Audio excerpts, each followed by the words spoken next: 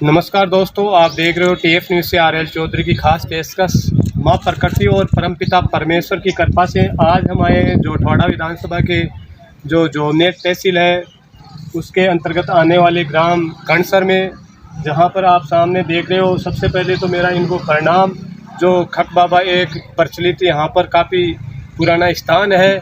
इसकी हम देखें तो काफ़ी कम से कम 15-20 बीघा में यहाँ पर जो इसके अधीन ज़मीन आती है, इसमें काफ़ी विकास हो रखा है। जैसे कि धर्मशाला है, तो आज जोमनेर फोटोग्राफी एसोसिएशन के जो अध्यक्ष पद के चुनाव हुए थे, उनको लेकर यहाँ पर जोमनेर फोटोग्राफी एसोसिएशन अध्यक्ष जो नवनिर्वाचित हुए हैं रमेश जी कुमार साहब, उन्होंने जो कार्यकारिणी का गठन किया है।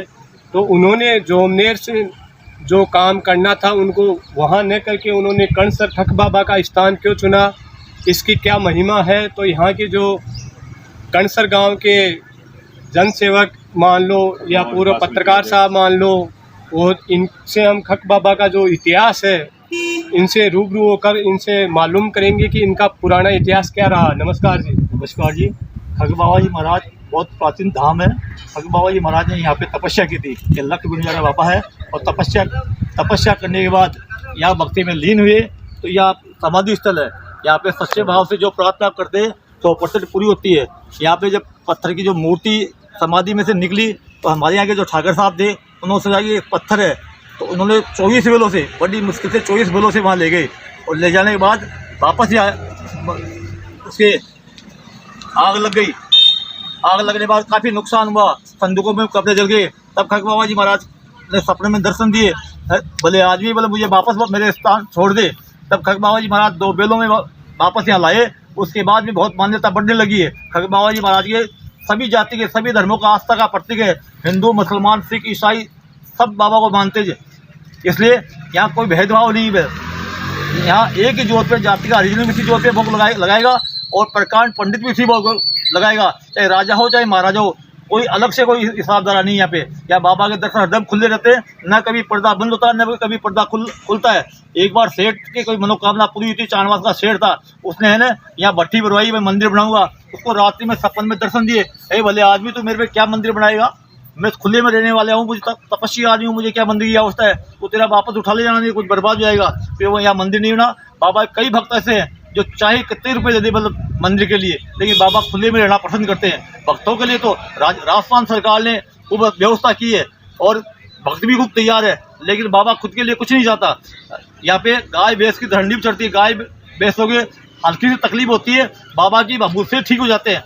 और कई बार गंभीर बीमारी के पेशेंट हमारे भी आते हैं, जो बाबा के दरबार में हाथ जोड़ते ठीक हो जाते हैं। या सच्चे भाव से, नया कोई पुजारी है, अपने आप पूजा होती है। कौन पूजा करता है, क्या करता है, कौन निलाता है, सब काम अपने आप होता है। यहाँ पे न कोई पुजारी है न कुछ है, सब खुला है। बाबा भाव का भूखा है, न कोई ऐसा सिस्टम है कि बाबा को पैसे चढ़ाओ वो कुछ हो।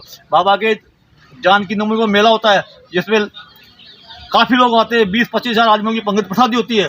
अभी 2 साल पहले जगतगुरु शंकराचार्य जी, स्वामी निष्कलानंद जी गोवर्धन पीठ वाले महाराज 3 रोज रुके थे, और काफ़ी संत महात्मा आते रहते हैं। तो इस पवित्र भूमि पे जो सच्चे मन से प्रार्थना करता है निश्चित पूरी होती है।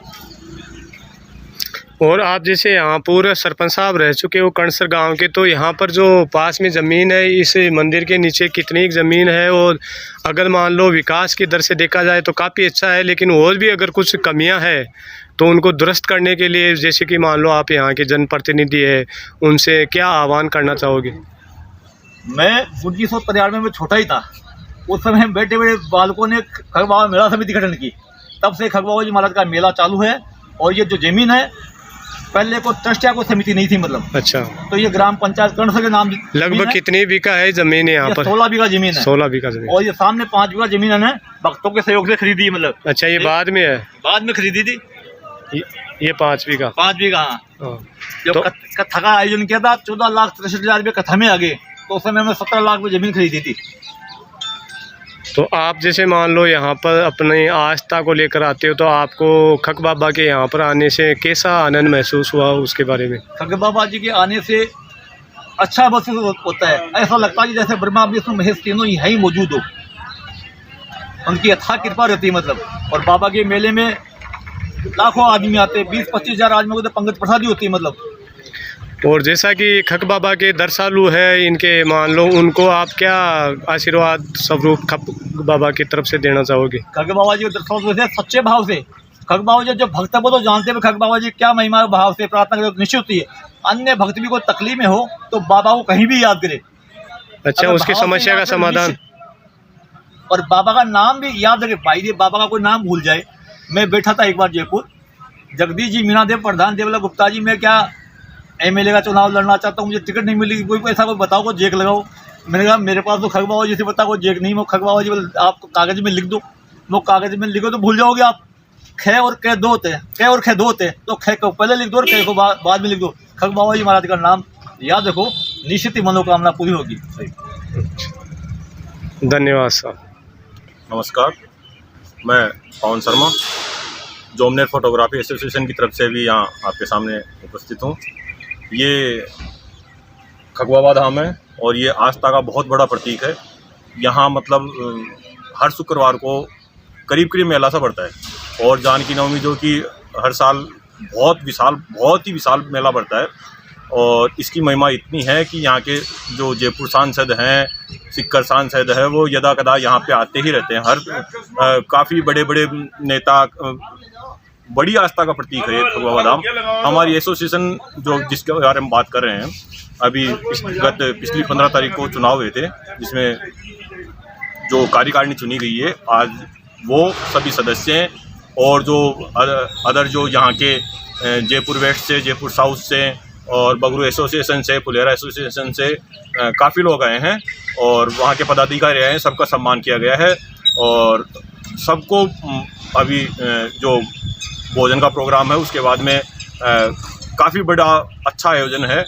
और इस आयोजन में काफ़ी लोग हैं जो पहली बार जिन्होंने दर्शन किए, लेकिन वो भी यहाँ का मतलब अद्भुत नज़ारा देख के प्रसन्नचित्त हैं। धन्यवाद।